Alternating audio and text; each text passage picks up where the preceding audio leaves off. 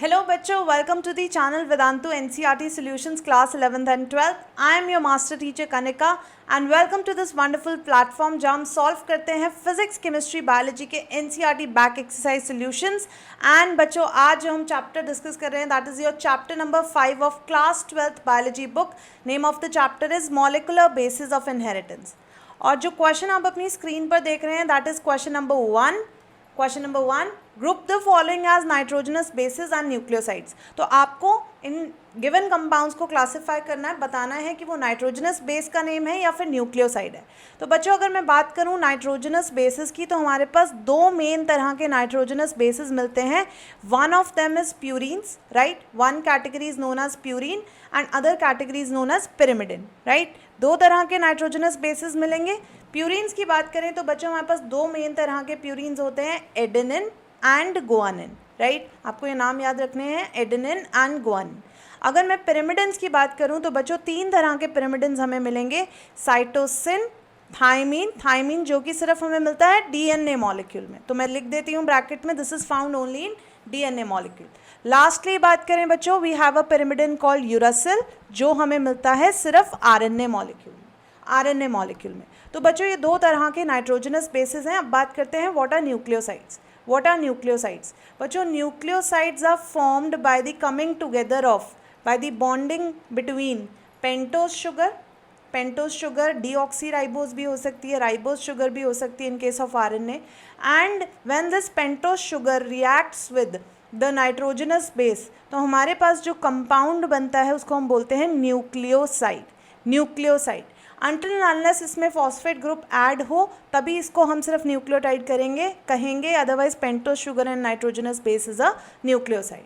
तो बच्चों अगर हम क्वेश्चन में देखें जो हमारे पास कंपाउंड्स गिवन है, out of adenine, cytidine, thymine, guanosine, uracil and cytosine हमें बताना है नाइट्रोजनस बेसिस के नाम कौन कौन से हैं। तो बच्चों क्लियरली आपके सामने है adenine, thymine, uracil and cytosine. ये चार कंपाउंड्स आपके नाइट्रोजनस बेसिस हैं, वाइल सिर्फ दो कंपाउंड्स आपके पास ऐसे हैं, सिटिडिन एंड ग्वानोसिन, जो आपके न्यूक्लियोसाइड कैटेगरी में फॉल करेंगे। तो बच्चों let's write the solution now. I am writing the solution है फॉर यू। सबसे पहला है पूछा गया अबाउट नाइट्रोजनस बेसिस, तो हम यहाँ पर एक लिस्ट बना लेते हैं नाइट्रोजनस बेसिस की as given in your question. तो हमारे पास चार तरह के नाइट्रोजनस बेसिस गिवन थे, adenine, guanine, cytosine and thymine. Cytosine, okay, let me see, cytosine was there? No, it was thymine, right? तो क्वेश्चन में आपसे सिर्फ थाइमीन के बारे में पूछा गया, राइट। तो हम यहाँ पर लिख लेते हैं thymine. And we were asked about uracil also, तो यूरासिल भी एक नाइट्रोजनस बेस है। Let's check if the list is right. Yes, adenine, thymine, uracil and cytosine. Okay, so even cytosine हम यहाँ पर ऐड कर लेते हैं। Okay, then we were asked about nucleosides. Nucleosides कौन कौन से हमारे पास? सिर्फ दो ही न्यूक्लियोसाइड्स गिवन है क्वेश्चन में, one is cytidine and other is guanosine. ठीक है, तो ये हमारे पास दो तरह के न्यूक्लियोसाइड्स पूछे गए थे और हमारे पास पांच तरह के नाइट्रोजनस बेसिस हमने यहाँ पर लिस्ट किए हैं, जिसमें से thymine was just not there in the question, otherwise चारों के चारों नाइट्रोजनस बेसिस आपके क्वेश्चन का पार्ट थे। If double stranded DNA has 20% of cytosine, calculate the percentage of adenine in the DNA. तो बच्चों हमारे को साइटोसिन का कंटेंट गिवन है दैट इज 20% और हमें एडेनिन का कंटेंट फाइंड आउट करना है। तो according to Chargaff's rules we know that amount of purines is equal to pyrimidines. तो हमारे पास एक रूल है A+G is equal to C+T, cytosine plus thymine, right. तो इसके अकॉर्डिंग हम कैलकुलेट करेंगे, क्योंकि डबल स्टैंडर्ड डीएनए में कॉम्प्लीमेंट्री बेस पेयरिंग होती है, तो जितना भी अमाउंट ऑफ एडेनिन अवेलेबल होगा एक डीएनए में that will be equal to the value of thymine, and we also know that amount of guanosine will be equal to amount of cytosine. तो we are writing guanine is equal to cytosine and adenine is equal to thymine. तो बच्चों अगर हमारे पास cytosine का content given है, it means we also know the value of guanine है, right. तो मैं यहाँ पर इसकी वैल्यू प्लेस कर देती हूँ। Guanine is also 20% and cytosine is also 20%, so we have to calculate the value of adenine now, right. तो ये सारी जो परसेंटेज है वो हम कैलकुलेट करते हैं आउट ऑफ 100, राइट। आउट ऑफ 100 वी कैलकुलेटेड, तो हम लिख देते हैं यहाँ पर A+T now comes out to be 100 minus 40, right? 40 is the sum of guanine plus cytosine content. So A plus T now comes out to be 60%. So we know the value of A and T is equal. तो यहाँ पर adenine we'll reduce it by half, so we will get adenine is also 30% and thymine is also 30%. तो हमसे पूछा गया था the value of adenine in the question that we have solved and calculated. The sequence of one strand of DNA is written as 5' to 3' direction की आपकी sequence given है और आपको बताना है the sequence of complementary strand in 5' to 3' direction. तो basically बच्चों पहले आपको इस गिवन स्ट्रैंड से कॉम्प्लीमेंट्री स्ट्रैंड की सीक्वेंस फाइंड आउट करनी है एंड उसके बाद अल्टीमेटली आप उसको प्लेस करेंगे इन ऑपोजिट मैनर, मतलब 5' टू 3' डायरेक्शन में आप लिखेंगे. तो बच्चों इस सीक्वेंस को ध्यान में रखते हुए that is running from 5' to 3' and अब हम 3' टू 5' तक की डायरेक्शन को लिखेंगे. एडेनिन के सामने हमें पता है हमेशा कौन पेयर करता है थाइमिन और ग्वानिन के सामने हमेशा कौन पेयर करता है cytosine with a triple hydrogen bond. तो हम कॉम्प्लीमेंट्री बेस पेयर्स लिखते जाएंगे. एडेनिन के सामने हम राइटिंग थाइमिन, थाइमिन के सामने एडेनिन, ग्वानिन के सामने साइटोसिन, साइटोसिन के सामने ग्वानिन. तो मैं इसको करेक्ट कर देती हूँ बच्चों. तो यहाँ पर आएगा साइटोसिन के सामने ग्वानिन, राइट. तो ये आपकी एक सीक्वेंस है और अगर आप ध्यान से देखें ATGC ATGC ATGC सेम ही सीक्वेंस रन कर रही है, राइट. तो आई कैन राइट कितनी बार लिखना है मुझे ये, I can see this. So basically TACG same complementary sequence आएगी but how many times do I have to write it, I can count it from है, ठीक है. तो 1 2 3 4 5 6 7 टाइम्स मुझे लिखना है. 1 टाइम मैं ऑलरेडी लिख चुकी हूँ ये सीक्वेंस TACG, राइट. सेम ही सीक्वेंस है, सेम ही कॉम्प्लीमेंट्री बेस पेयरिंग है. So we do not need to read again and again. 1 2 3 4 5 6 and 7. तो बच्चों ये हमने सीक्वेंस जो लिखी है ये है 3' से 5' एंड की complementary DNA sequence. Let's count it again. 1 2 3 4 5 6 7, right. 7 ATGC pairs थे आपके पास और 7 टाइम्स आपने उसकी कॉम्प्लीमेंट्री बेस पेयरिंग लिख दिया. बट बच्चों अब पूछा गया है 5' टू 3' डायरेक्शंस में सीक्वेंस क्या होगी कॉम्प्लीमेंट्री स्ट्रैंड की. तो अब मैं कॉम्प्लीमेंट्री स्ट्रैंड को लिखूंगी लेकिन राइट टू लेफ्ट मैनर में. राइट टू लेफ्ट मतलब if this is the 5' and, if this is the 5' and, right. अगर ये 5' एंड है तो मुझे लिखना है GCAT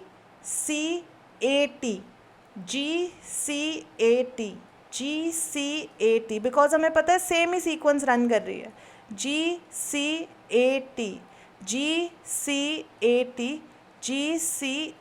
that is running from 5' to 3' direction, right. Clear to you? If the sequence of coding strand in a transcription unit is as follows, तो आपके पास coding strand की सीक्वेंस गिवन है और आपको फाइंड आउट करनी है सीक्वेंस ऑफ mRNA. तो बच्चों एक बहुत जनरल सी बात हमने वाइल द चैप्टर भी पढ़ी है कि टेम्पलेट स्ट्रैंड ऑफ DNA हमेशा रन करता है फ्रॉम 3' टू 5' डायरेक्शन. उसके सामने प्रेजेंट होता है coding strand in 5' to 3' direction, right. और क्योंकि कोडिंग स्ट्रैंड DNA का पार्ट है तो हमेशा इसमें हमें थाइमीन मिलेगा, राइट. थाइमीन मिलेगा. वाइल अगर मैं बात करूँ RNA की जो कि सिंथेसाइज होता है टेम्पलेट स्ट्रैंड के सामने अगेन, तो जो भी सीक्वेंसेस mRNA में प्रेजेंट होंगी वो प्रेजेंट होंगी complementary to the template strand, right. Complementary to the template strand of DNA. तो इट मीन्स mRNA और कोडिंग स्ट्रैंड दोनों ही कॉम्प्लीमेंट्री हैं टू टेम्पलेट स्ट्रैंड. तो दोनों की सीक्वेंस सेम होगी एक्सेप्ट दैट DNA में हमें हमेशा मिलता है थाइमीन वाइल mRNA में हमें मिलेगा यूरासिल, राइट. तो mRNA की जो सीक्वेंस है वो भी हमेशा स्ट्रैंड कहाँ से कहाँ रन करेगा फ्रॉम 5' टू 3' डायरेक्शन, राइट. तो अब इस सीक्वेंस को देखते हुए कोडिंग स्ट्रैंड की सीक्वेंस को देखते हुए हम यहाँ पर लिखने वाले हैं द सीक्वेंस ऑफ mRNA. तो बच्चों सब कुछ सेम रहेगा, बस थाइमिन की जगह हमें यूरासिल लिखना है. तो I am starting from here. This is 5' end of mRNA. ए की जगह पर ए आएगा, थाइमिन की जगह पर यूरासिल आएगा, right. AUGCA and again thymine is there तो हमें यहाँ पर यूरासिल लिखना है. GCA and again we have thymine है तो थाइमिन की जगह हमें यूरासिल लिखना है. GCA और फिर से हमें थाइमिन की जगह यूरासिल लिखना है. अगेन सेम सीक्वेंस GCA और उसकी जगह हमें यूरासिल लिखना है थाइमिन की जगह. GCA again and we have to write uracil in place of thymine, right? Again GCA and thymine in place of uracil, right? GCAU and again GC, right तो बच्चों ये सीक्वेंस है ऑफ द mRNA स्ट्रैंड जो कि same होती है as like coding strand, except कि mRNA molecule में हम यूरासिल लिखते हैं in place of thymine. Which property of DNA double helix led Watson and Crick to hypothesise semi conservative mode of DNA replication, explain. तो हमें बताना है कि वॉटसन और क्रिक ने सेमी कंजर्वेटिव रेप्लिकेशन की जो बात की थी. What is semi conservative replication? Semi conservative replication का मतलब होता है कि अगर डीएनए के 2 स्ट्रैंड्स हैं तो उन 2 स्ट्रैंड्स में से दोनों स्ट्रैंड रेप्लिकेट करने की कैपेबिलिटी रखते हैं, राइट? जिसमें से एक स्ट्रैंड जो सिंथेसाइज होगा in the new progeny, right, that will be just same like the parent strand. तो जैसे अगर ये हमारे पास 3 प्राइम टू 5 प्राइम और 5 प्राइम टू 3 प्राइम डायरेक्शन में रन करते हुए डीएनए के 2 स्ट्रैंड्स थे जो कि कॉम्प्लीमेंट्री थे एक दूसरे से. ए के सामने टी, जी के सामने सी, सी के सामने जी, टी के सामने A, right? Complementary base pairing show करते हैं and they are double stranded stack to each other. बच्चों रेप्लिकेशन के टाइम पे दोनों पेरेंटल स्ट्रैंड्स जो हैं सेग्रीगेट कर जाते हैं, सेपरेट हो जाते हैं और इनके सामने एक एक नया स्ट्रैंड सिंथेसाइज हो जाता है. So I am drawing this new strand in front of this. 3 prime to 5 prime के सामने बनेगा 5 prime to 3 prime, while 5 prime to 3 prime के सामने बनेगा 3 प्राइम टू 5 प्राइम. तो बच्चों हमने यहाँ पर देखा सेमी कंजर्वेटिव रेप्लिकेशन पॉसिबल है क्योंकि दोनों स्ट्रैंड्स सेपरेट हो गए, दोनों स्ट्रैंड्स के सामने कॉम्प्लीमेंट्री सीक्वेंस सिंथेसाइज हो गई in antiparallel direction. Antiparallel direction का मतलब है कि अगर यहाँ पर सीक्वेंस 3 प्राइम टू 5 प्राइम थी तो जो नया स्ट्रैंड बना उसके अंदर डायरेक्शन ले ली हमें 5 प्राइम टू 3 प्राइम. सिमिलरली यहाँ पर अगर direction of the parental strand was 5 prime to 3 prime तो न्यू स्ट्रैंड में हमें डायरेक्शन मिली 3 प्राइम टू 5 प्राइम.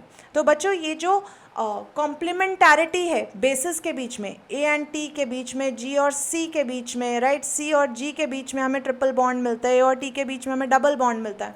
ये जो कॉम्प्लीमेंट्री बेस पेयरिंग है in the 2 opposite strands of DNA along with the direction of the 2 opposite strands जो कि antiparallel है. तो these 2 properties actually led Watson and Crick to hypothesise कि semi conservative replication DNA की होती है जिसमें एक स्ट्रैंड पेरेंटल होता है और जो नया स्ट्रैंड होता है वो टोटली फ्रेश सिंथेसाइज होता है. तो बच्चों आई होप आपको ये समझ आ गया. Now let's write the solution. I am writing here the solution for this that the complementary base pairing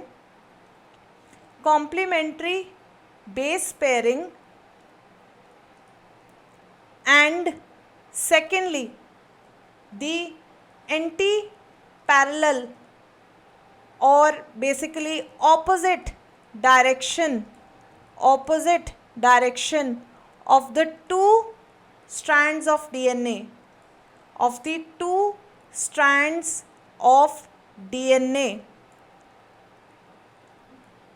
were the two properties that Watson and Crick used to hypothesize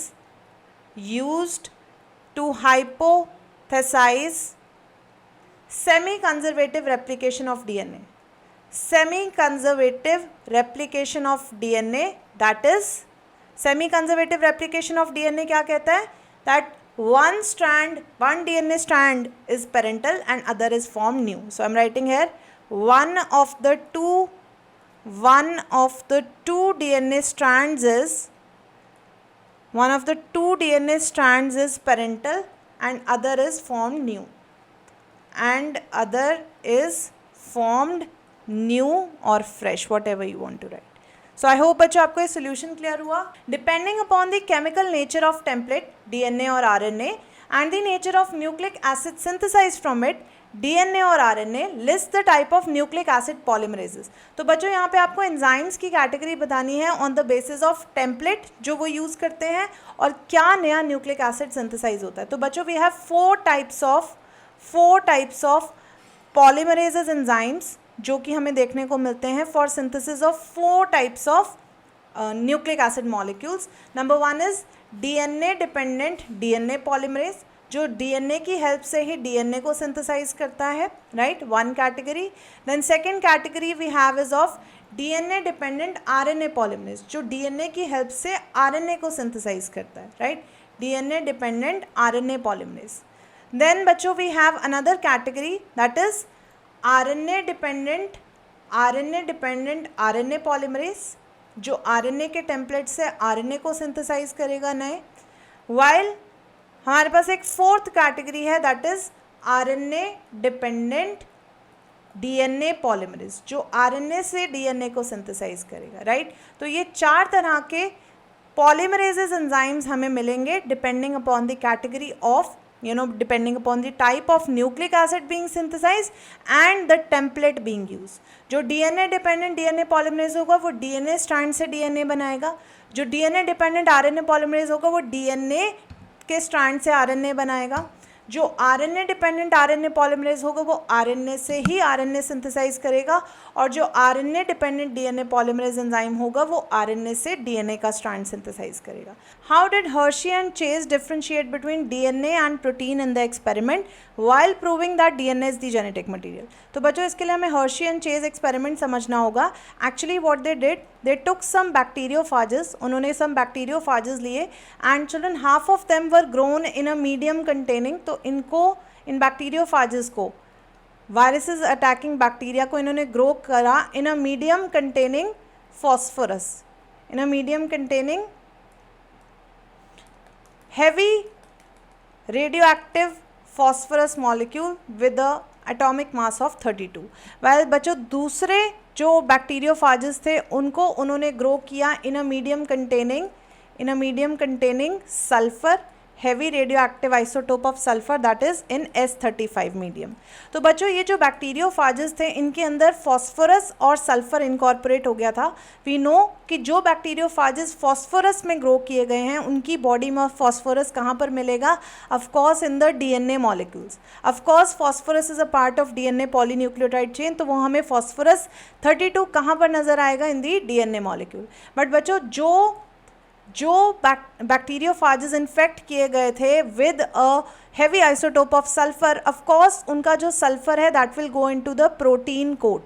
जो capsid present होती है, जो ये बाहर वाली external capsid है, coating है, इसमें S35 जाएगा because sulphur is a part of protein and not of DNA, right. तो जो सल्फर इन्फेक्टेड वायरसेस हैं they have sulphur incorporated in their membrane in their coating, but जो DNA infected viruses हैं, right, phosphorus infected viruses हैं, they have phosphorus, radioactive phosphorus in their DNA molecule. तो बच्चों इसी के बेसिस पे उन्होंने डिफ्रेंशिएट किया कि जो बैक्टीरियोफाजेस फॉस्फोरस से इनकॉर्पोरेटेड हैं they are able to leave their DNA into the E. coli. तो वो अपना DNA E. coli में ट्रांसफ़र कर रहे हैं, एंड जब हम E. coli के DNA को ऑब्जर्व करेंगे तो it contains phosphorus, radio active phosphorus. But बच्चों जब हमने दूसरे बैक्टीरियोफाजेस को इन्फेक्ट किया इनटू ई कोलाई सेल्स तो उसके डीएनए में हमें सल्फर नहीं मिला because sulphur is not a part of DNA, right. So this was the Hershey and chase experiment. Let's write the solution now. So Hershey and chase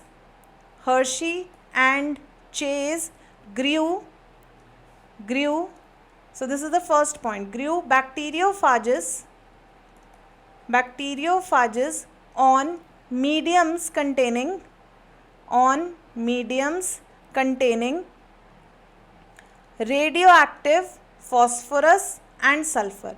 Radioactive phosphorus that is P32 and sulfur that is S35. So bacteriophages growing in phosphorus medium contained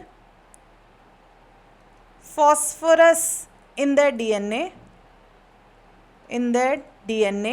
but bacteriophages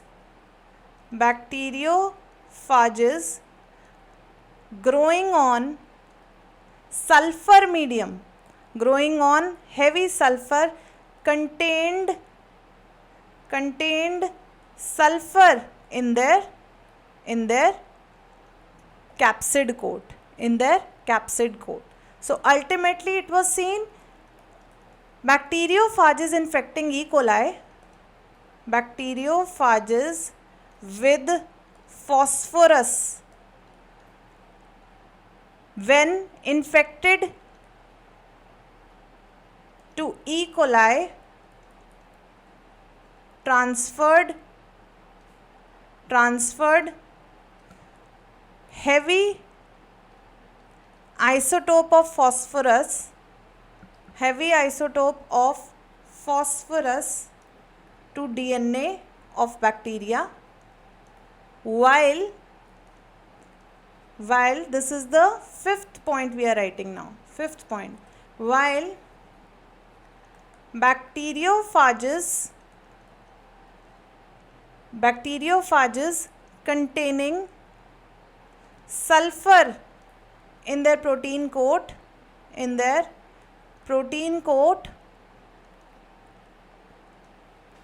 did not pass on sulfur to the bacteria, proving that DNA is the genetic material and not proteins. Proving that DNA is the genetic material and not any other molecule. So I hope बच्चों आपको ये solution clear हो गया है. Differentiate between the following terms: repetitive DNA and satellite DNA, mRNA and tRNA, and lastly we have to differentiate between template strand and coding strand.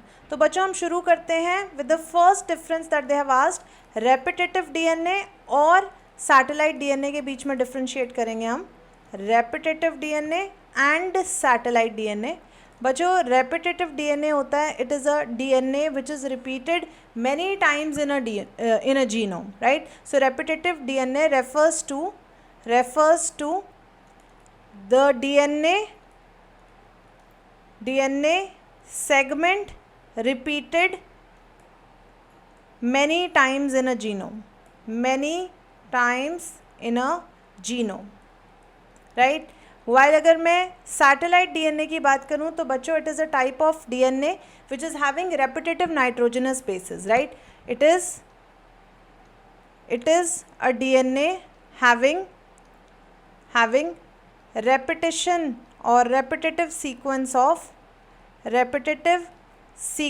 of nitrogenous bases, right?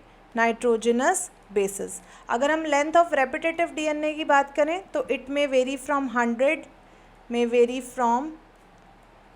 few to 100 base pairs,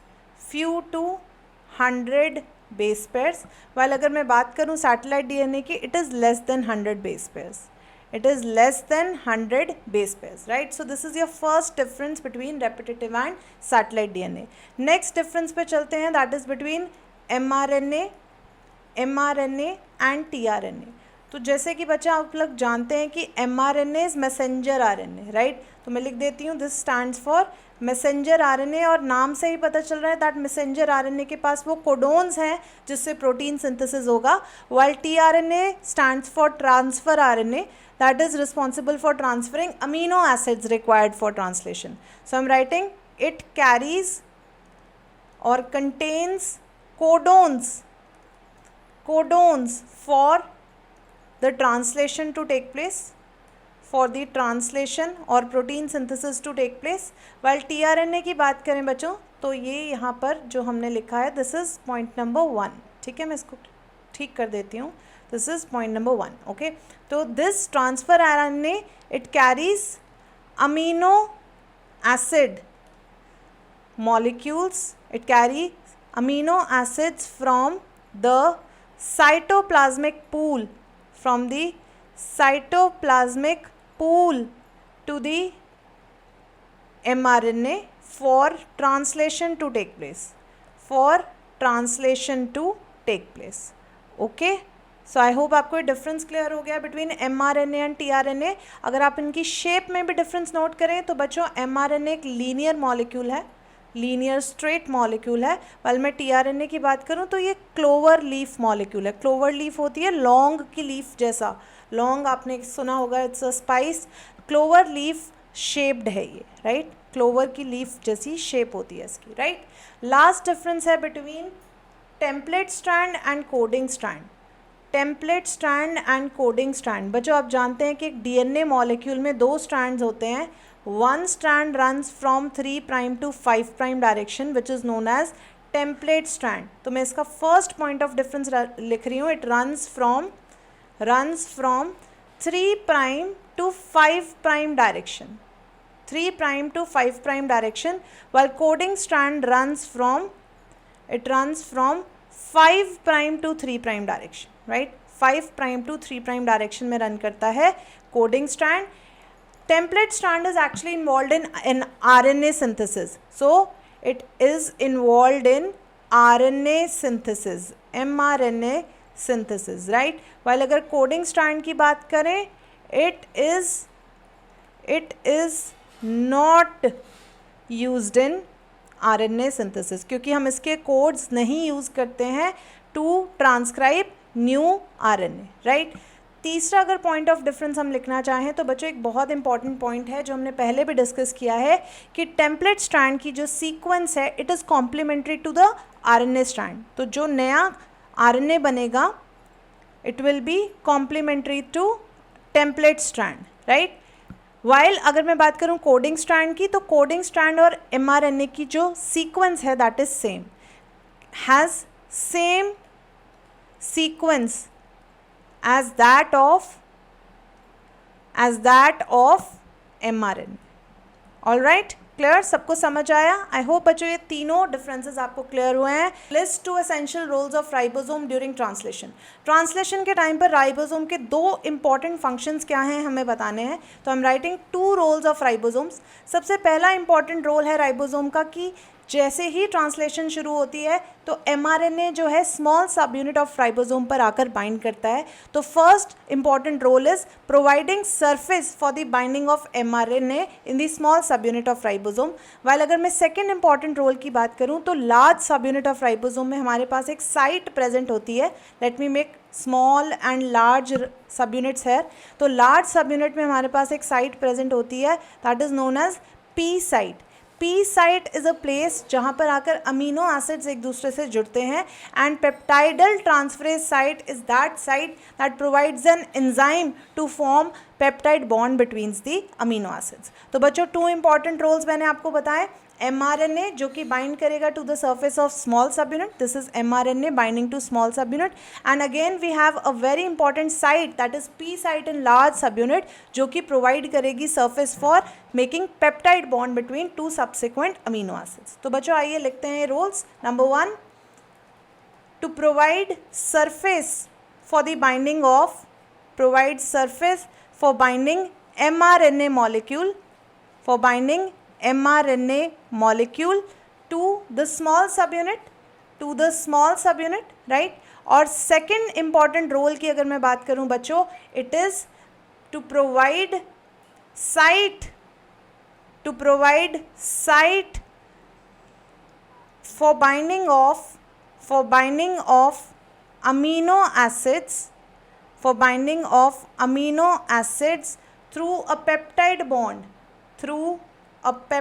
bond on the large subunit of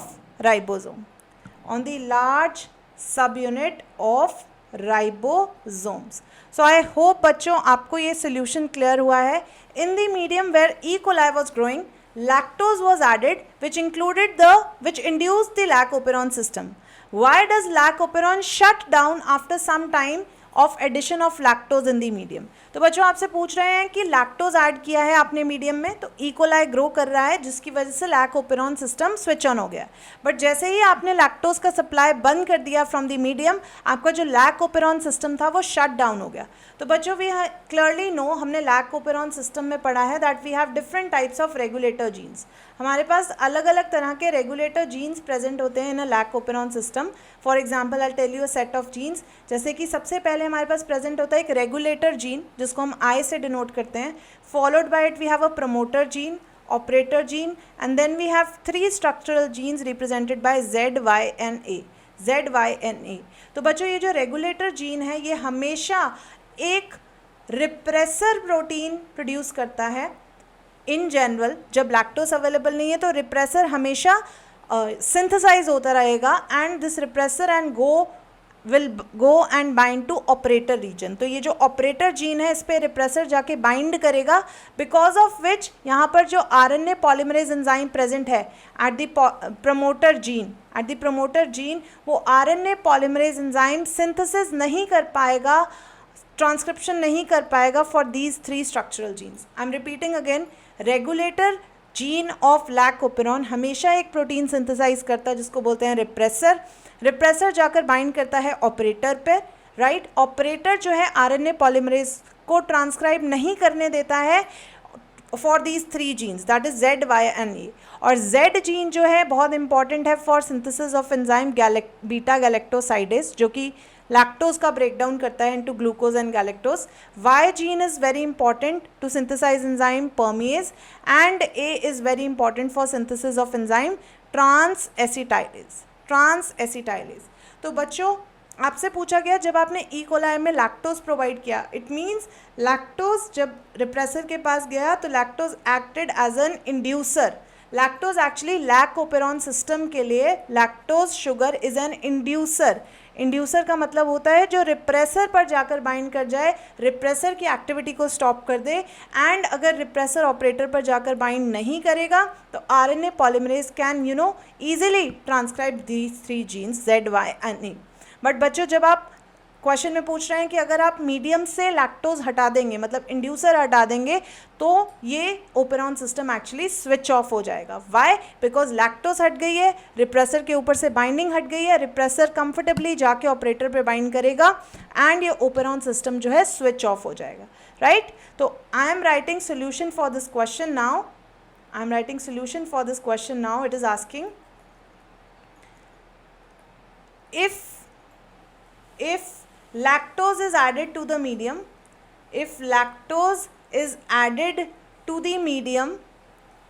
to the growing medium of E. coli, it acts as an inducer। ये किसकी तरह act करेगा? Inducer की तरह act करेगा। It acts as an inducer and switches on the operon system, thus transcribing Z, Y and A genes, thus transcribing the Z, Y and A genes which are structural genes, right? Clear? But if lactose is removed from the medium, if lactose is removed from the medium,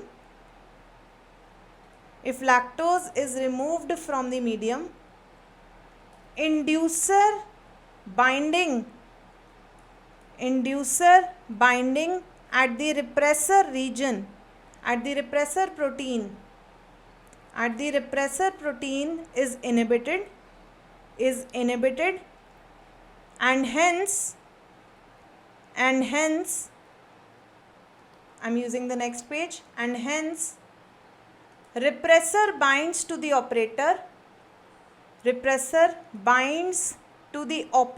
gene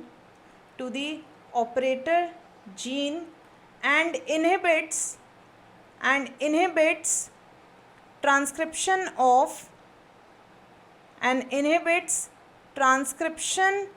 of Z, Y and A genes, thus switching off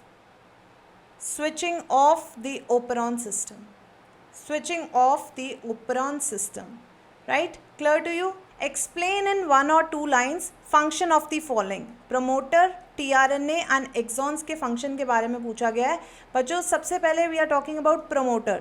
so you know कि promoter की बात हम करते हैं ना transcription unit के जो 3 prime to 5 prime और 5 प्राइम टू 3 प्राइम एंड में जो अपस्ट्रीम वाला रीजन होता है, जो बिगिनिंग वाला रीजन होता है, that is known as promoter reason.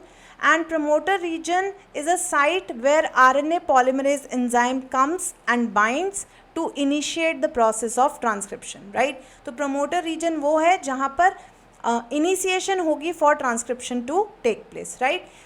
तो अब हम इसकी डेफिनेशन लिख लेते हैं। Promoter is one of the constituent of transcription unit, because हम पूरे इस रीजन को जहाँ पर ट्रांसक्रिप्शन होती है उस रीजन को हम ट्रांसक्रिप्शन यूनिट कहते हैं, राइट। तो it is one of the constituent of transcription unit where RNA polymerase enzyme binds and initiates transcription, right.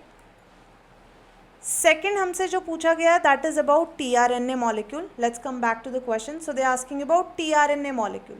तो tRNA molecule आपको पता है it is transfer RNA molecule, और tRNA का ट्रांसलेशन में एक बहुत इंपॉर्टेंट रोल है, because tRNA molecule he specific amino acids को बाइंड करके लेके आता है. It picks up the amino acids from the cytoplasmic pool and gets it to the ribosome for translation to take place, for protein synthesis to take place. So tRNA stands for transfer RNA,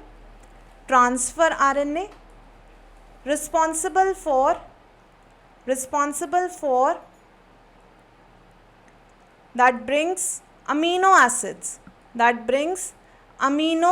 acids from the cytoplasmic pool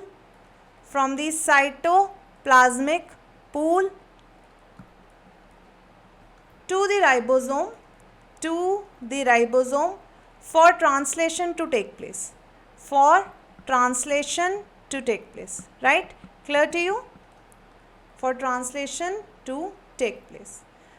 तीसरा हमसे जो पूछा गया that is about exons, right?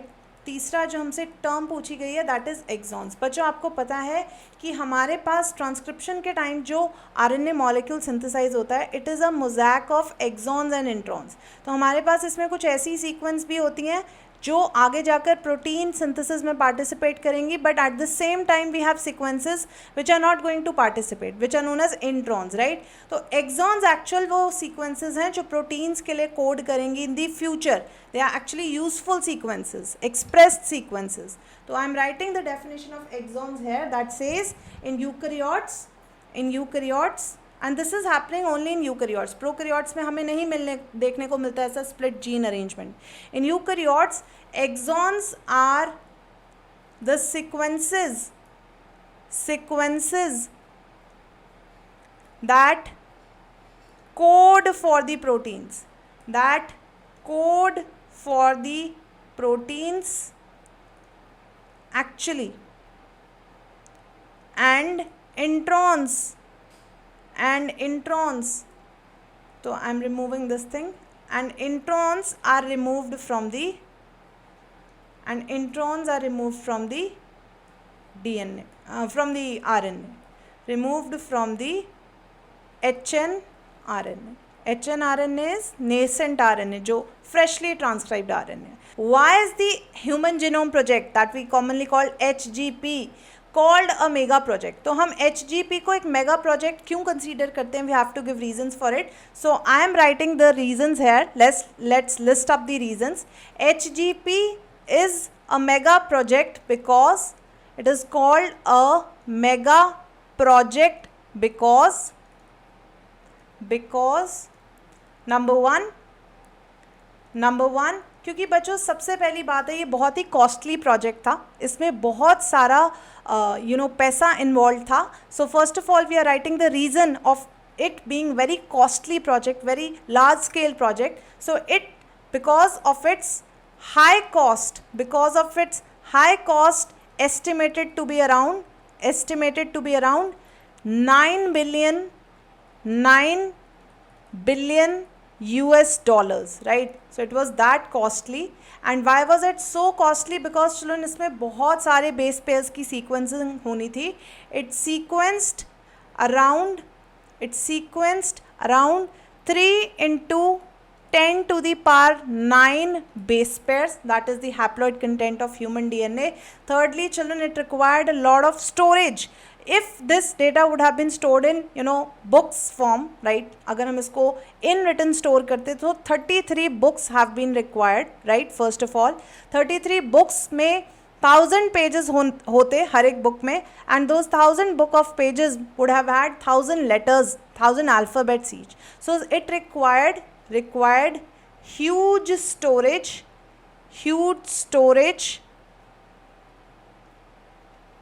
of around 3300 books with 1000 pages having 1000 alphabets each, right. So this work was made easy. अब इसी storage को हमने बहुत आसान कर लिया था with the help of very huge data analysis systems, right. बहुत सारे softwares programs के help से हमने इसको आसान कर लिया, but children it still required lot many scientists, lot many technicians and lot many supporting staff. So it required lot of scientists, technicians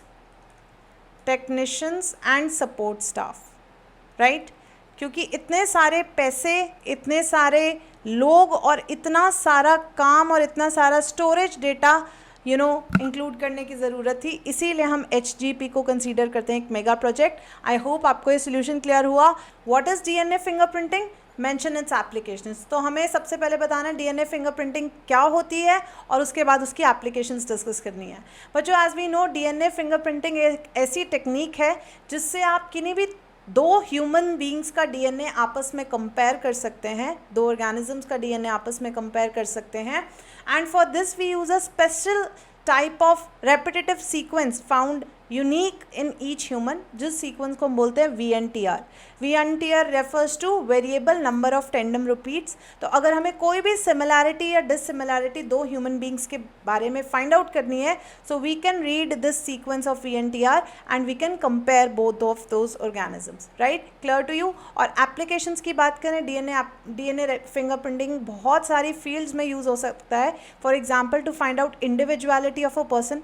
अगर आपको किसी भी पर्सन के DNA फिंगरप्रिंट्स, उसकी यूनिकनेस के बारे में फाइंड आउट करना है, तो you can work on his or her individuality through DNA fingerprinting. Secondly we can also solve paternal and maternal disputes. कभी कभी ऑफस्प्रिंग रिलेटेड डिस्प्यूट्स जो हो जाते हैं, right, children related disputes are there, तो in that case we can use DNA fingerprinting. उसके अलावा we can use DNA fingerprinting to find out human lineage मतलब कि कैसे ह्यूमंस इवॉल्व करते आ रहे हैं, how has the DNA being evolving since times till now.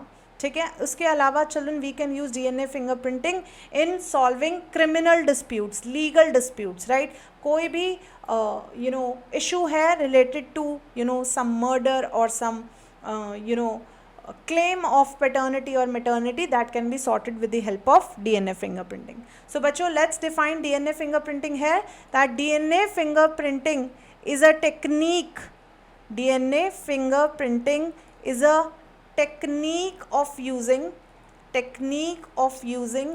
VNTRs, that is variable number of tandem repeats. These are specific sequences, right?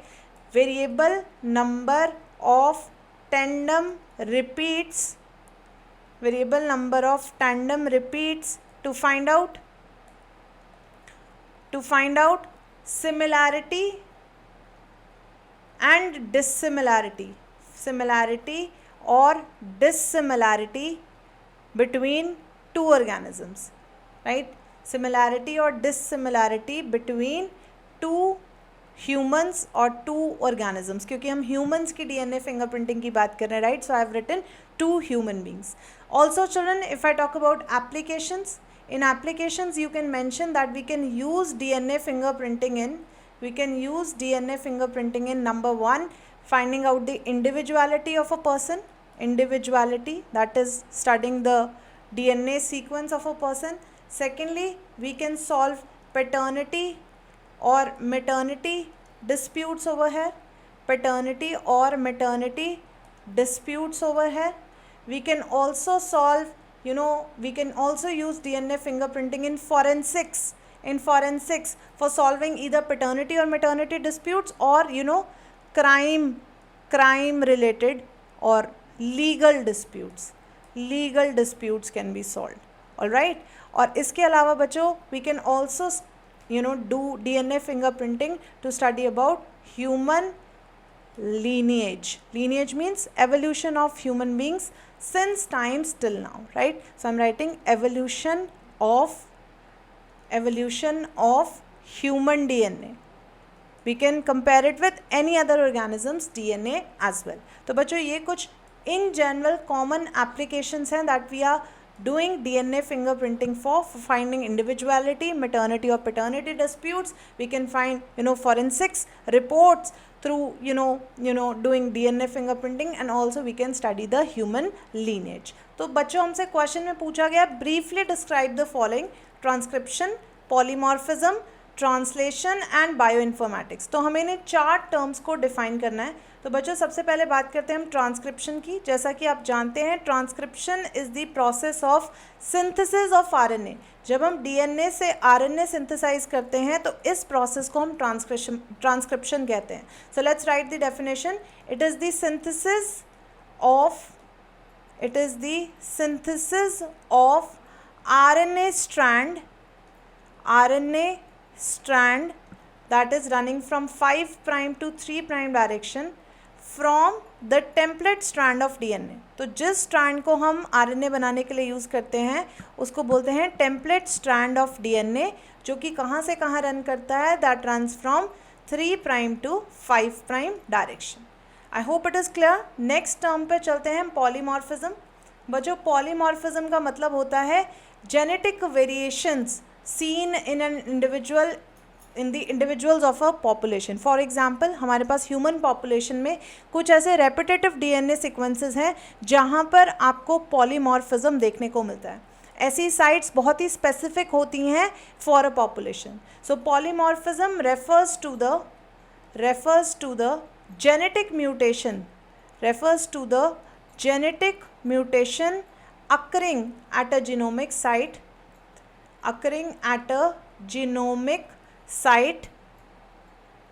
in a particular population. All right. Next question है बच्चों. Next term जो आपसे define करने के लिए कहा गया है दैट इज़ ट्रांसलेशन. तो ट्रांसलेशन, जैसे ट्रांसक्रिप्शन व synthesis of RNA from DNA, ऐसे ही translation is a process from which we obtain proteins from the strand of RNA. तो आरएनए सिंथेसाइज करेगा प्रोटीन स्ट्रैंड को, that is known as translation. So it is the process of synthesis of polypeptide chain. Polypeptide chain मतलब protein chain. Polypeptide chain by the RNA strand. और हमें पता है अलग अलग तरह के आरएनए मॉलिक्यूल्स हम यूज़ करेंगे for translation to take place. Codons will be read from messenger RNA. Ribosomal RNA is a part of ribosomes, and we have tRNA that is going to bring amino acids to the ribosome for translation to take place. Last जो हमारे पास term given है that is bioinformatics. Bioinformatics एक बहुत ही recent field है of science that includes, it is an interdisciplinary approach. तो इसमें आप biology, computers and information technology की हेल्प से you store data, you analyse it, you retrieve it मतलब आप वापस से उसको पढ़ सकते हैं निकाल के. So this is one of the disciplines जिसमें आप डेटा स्टोरेज एंड एनालिसिस के बारे में चीज़ें करते हैं. So basically it is the field of science, branch of science that includes biology, information technology means it takes help of your IT sector as well. Information technology, and ultimately we are also using a branch which is very different from it, computer sciences.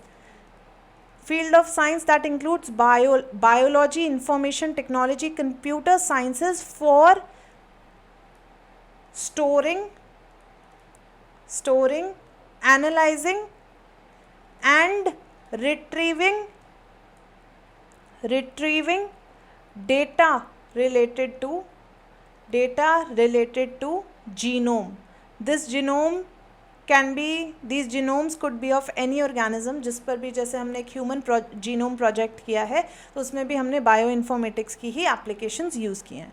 So I hope बच्चों आपको ये चारों terms clear हुई. If it is so, hit the like button, share this session with your friends, subscribe to channel Vedantu NCERT Solutions 11th and 12th. I'll see you in the next session. Till then, take care. Bye bye.